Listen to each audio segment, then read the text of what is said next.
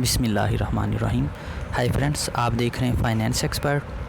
Iris पे आपने login करना है और जो बिज़नेस इंडिविजुअल हैं जिनका बिज़नेस जो टर्नओवर है, सेल है, वो 1 करोड़ से ज़्यादा है, उन्होंने तो करना ही नॉर्मल है, सिंपल नहीं करना, जिस पे पहले वीडियो अपलोड की है। लेकिन अगर आपका टर्नओवर 1 करोड़ से कम भी है और आप नॉर्मल करना चाहते हो तो आप नॉर्मल भी कर सकते हो, क्योंकि ये थोड़ा सा पिछले साल भी था, इसलिए आप इससे यूज़ टू होते हो। तो आप ये नॉर्मल उनके लिए कंपलसरी है जिनका टर्नओवर 1 करोड़ से ज़्यादा है। पीरियड आपने लिखना है और यहाँ पे इसको सिलेक्ट कर लेना है। इसमें मैं आज आपको बताऊंगा कि जो बिज़नेस इंडिविजुअल्स हैं वो कैसे वो रिटर्न फाइल करेंगे। सिंपल वे में मैं आपको हर चीज़ करके दिखाऊंगा। इसमें जो बिज़नेस हैं, इसमें आपको ये यहाँ से ये रेलिवेंट चीज़ें हैं जो मैं आपको सारी एंट्रीज इनमें करके दिखाऊंगा।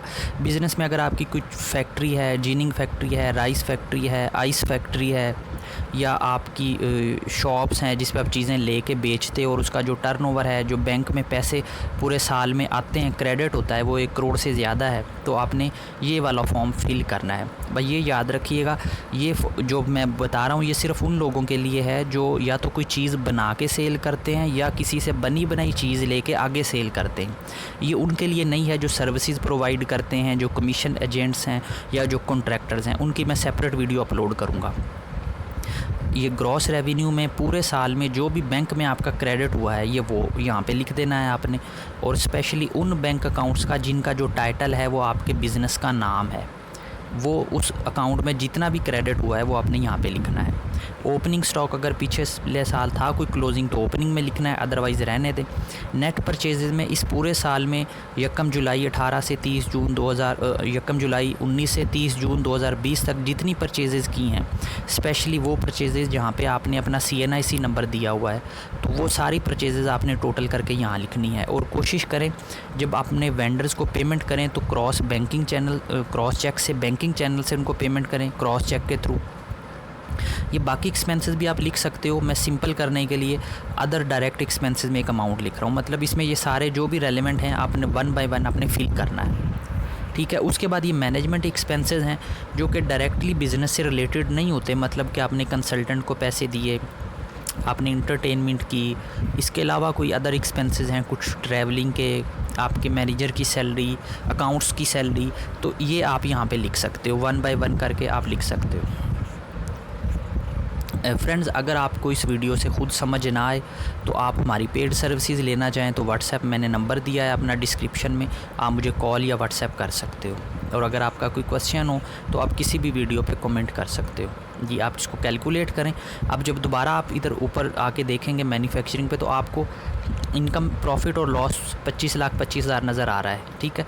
आप जब कंप्यूटेशन पे आएंगे तो आपको बता देगा इसके ऊपर कितना टैक्स बन रहा है। जैसे कि एडमिटी टैक्स जो आपका बन रहा है 275,000 बन रहा है। जो भी एडमिटी टैक्स होगा, ठीक है, उसका आपने चालान बनाना है और उसकी पेमेंट करनी है। और जब पेमेंट हो जाएगी तो पेमेंट सेक्शन में आके यहाँ पे जब आप प्लस पे क्लिक करोगे तो वो पेमेंट यहाँ पे आपको जो है ना वो नज़र आ जाएगी। उसको आपने सेलेक्ट करके यहाँ पे अपलोड कर देना है।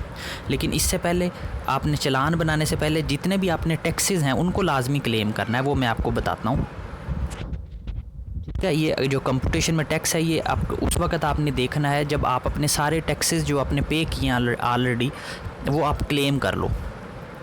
ये आपका रिटर्न का पोर्शन कंप्लीट हो गया बिज़नेस में। अब बिज़नेस की बैलेंस शीट आ जाती है। ये पॉइंट किसी वीडियो में डिस्कस नहीं हुआ पहले, ये आज मैं आपको बता रहा हूँ। ये बड़ा टेक्निकल सा पॉइंट है, आपने ध्यान से सुनना है जी। यहाँ पे ये अब बैलेंस शीट है आपकी, ठीक है। कैपिटल में आपने वो अमाउंट लिखनी है जिसमें आपने बिज़नेस अपना स्टार्ट किया था। लेट्स सपोज मैं कहता हूँ मैंने 1 मिलियन से ये बिज़नेस स्टार्ट किया था,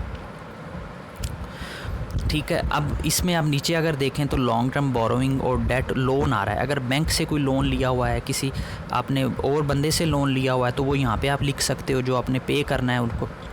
और ट्रेड क्रेडिटर में अगर नीचे आओ तो जितने भी लोगों से आपने माल उधार पे लिया है 30 जून 2020 को जितने पैसे आपने उनको देने थे वो टोटल अमाउंट यहाँ पे लिख सकते हो। अदर लाइबिलिटीज़ में अगर किसी और को पैसे कोई देने हैं, आपने अपने वर्कर्स को सैलरीज़ देनी है, अभी बिजली का बिल जून का पेंडिंग है, तो वो यहाँ पे भी लिख सकते हो आप, ठीक है। जब ये इसको कैलकुलेट करें तो ये टोटल जो इक्विटी और लाइबिलिटीज़ 2 मिलियन हो गया। अब इसी तरह एसेट्स को 2 मिलियन आपने बैलेंस करना है। तो ये कैश और कैश इक्वलेंट में आपने वो अमाउंट लिखनी है जितने भी आपके बिज़नेस के अकाउंट है जिनका जो टाइटल है आपके बिज़नेस का नाम है, उनका 30 जून का बैलेंस आपने सबका टोटल करना है और उससे थोड़ी सी अमाउंट ज़्यादा करके वो यहाँ पे लिख देनी है आपने। ये याद रखिएगा, जितने भी बिज़नेस अकाउंट हैं जिनका टाइटल आपका बिज़नेस का नाम है, उनका बैलेंस आपने वेल्थ स्टेटमेंट में नहीं लिखना जहाँ पे हम अपना पर्सनल अकाउंट लिखते हैं, वो यहाँ पे सबका टोटल करके यहाँ पे लिखना है। लेट्स सपोज मेरे सारे बैंक अकाउंट्स का जो बैलेंस था वो 8 लाख रुपए था, उससे कुछ कम था, कुछ कैश इन हैंड मैंने 8 लाख लिख दिया। अब इसमें टोटल जो डिफरेंस है वो 12 लाख का है। अगर तो आप ऊपर 1 बाय 1 एसेट्स बता सकते हो, जैसे ये लिखा हुआ आ रहा है, तो आप 1 बाय 1 बाइफरकेट कर दें। लेकिन नहीं करना चाहते तो सिंप्लिसिटी के लिए अदर एसेट्स में जो पूरा डिफरेंस आता है 12 लाख का, वो यहाँ पे लिख दें। लेकिन ये आपने टैली करना है, मतलब ये 2 मिलियन नीचे आपको नज़र आ रहा है ये 3399 के पास और 3349 के पास, ये सेम होनी चाहिए अमाउंट। अगर ये इक्वल नहीं होगी तो वो आपको रिटर्न सबमिट करने नहीं देगा। ये बैलेंस शीट होती है आपके बिज़नेस की, तो इसको ज़रा ध्यान से बनाना है आपने, ठीक है। इसको कैलकुलेट करें जी। अब ये आपकी रिटर्न और बिज़नेस की वेल्थ स्टेटमेंट पूरी हो गई। उसके बाद आपने एडजस्टेबल टैक्स में आना है।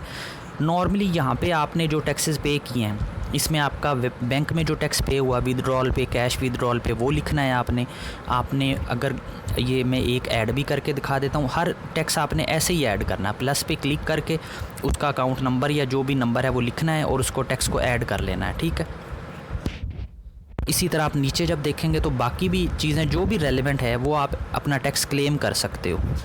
जैसे यहाँ पे मैंने लिखा कि मैंने बैंक में ऑलरेडी इतना टैक्स पे कर दिया था, ठीक है। अब नीचे आप आते हो, यहाँ पे बिजली का बिल है, मोबाइल का बिल है, वो सब आप अपना पर्सनल टैक्स भी और जो आपके मीटर जो आपके बिज़नेस प्रेमिसेस पे लगे हैं वो भी 1 बाय 1 ऐड करें और उनका सारा जो टैक्स पे किया वो यहाँ पे क्लेम कर लें। मतलब टैक्स आपने सबका क्लेम करना है, चाहे वो बिज़नेस का है चाहे वो आपके पर्सनल का है, वो आपने अपनी इस रिटर्न में लाजमी क्लेम कर लेना है, ठीक है। यहाँ पे आपने बिजली पे जो टैक्स पे किया वो लिख दिया। इसी तरह अगर आपने नीचे कोई प्रॉपर्टी पे किया, एजुकेशन पे किया, इंश्योरेंस पे किया, वो सारा आप 1 बाय 1 यहाँ पे ऐड कर सकते हो। ये मैंने डिफरेंट वीडियोस में बताया भी है, ठीक है। अब बड़ा सिंपल सा है, इसमें कोई इतना मुश्किल नहीं है। ये नीचे आप रीड करोगे तो हर चीज़ आपको नीचे नज़र आ जाएगी।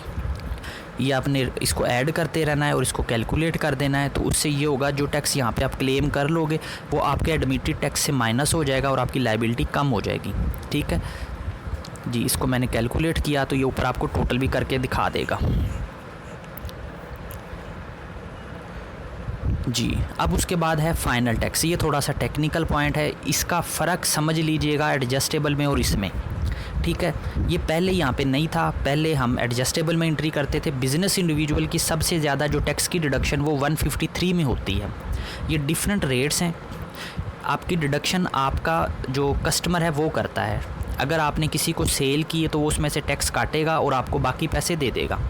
उसने जो टैक्स काटा है, जैसे लेट्स सपोज उसने 153(1) के अंदर जो है आपका टैक्स है ना 1.5% काटा है, तो आपने यहाँ पे उसकी अमाउंट लिख दी। एक ने 4.5% काटा है, आपने यहाँ पे वो अमाउंट लिख दी। जो भी रेट उसका जो भी परसेंटेज हो आपने यहाँ पे कैलकुलेट करना है। लेकिन ये यहाँ पे एंट्री को प्रॉपर नहीं करेगा, ठीक है। जब 1-2 दफ़ा करोगे इस तरह तो ये डेल कर देगा कि इस एरर को आपने इस तरह समझना है कि आपने यहाँ पे सिर्फ टैक्स नहीं लिखना जैसे हम एडजस्टेबल में लिखते हैं। ये थोड़ा सा टेक्निकल है। यहाँ पे आपने उसकी अमाउंट भी बतानी है कि कितनी अमाउंट पे आपने टैक्स पे किया था। लेट्स सपोज ये 1.5% उन्होंने जो काटा है, ठीक है। यहाँ पे आपने उसकी अमाउंट भी लिखनी है। अगर आपने उसकी अमाउंट नहीं लिखी तो ये फिर इसको डेल कर देगा। ये मैं करके भी दिखा देता हूँ आपको। और एक चीज़ और याद रखिएगा, जो कस्टमर आपका टैक्स काटता है तो आपने चुप करके उससे सिर्फ ये सुन नहीं लेना कि उसने टैक्स काट लिया। आपने उससे चालान डिमांड करना है कि भाई आपने मेरा टैक्स काटा है तो जो आपने जमा करवाया गवर्नमेंट में उसका मुझे चालान दें। उसका एविडेंस आपके पास लाजमी होना चाहिए।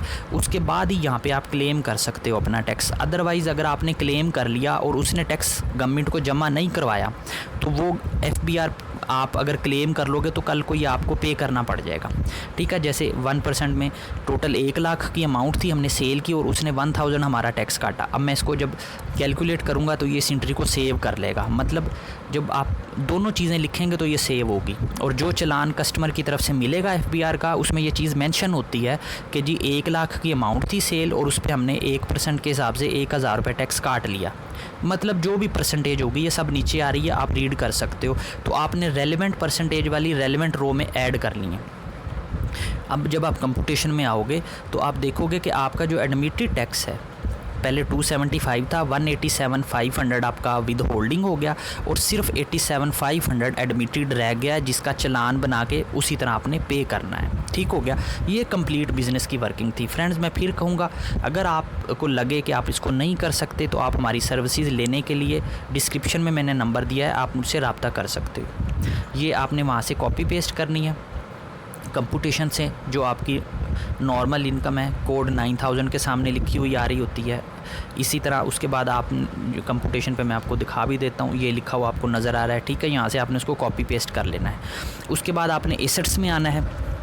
एसेट्स जैसा कि मैं आपको बताता हूँ कि आपने जो भी एसेट्स हैं आपके, इसके बाद ये पर्सनल एक्सपेंसेस हैं, ये आपके पर्सनल हैं, इसमें कोई बिज़नेस का एक्सपेंस ऐड नहीं करना, ये सिर्फ आपके घर के एक्सपेंसेस हैं।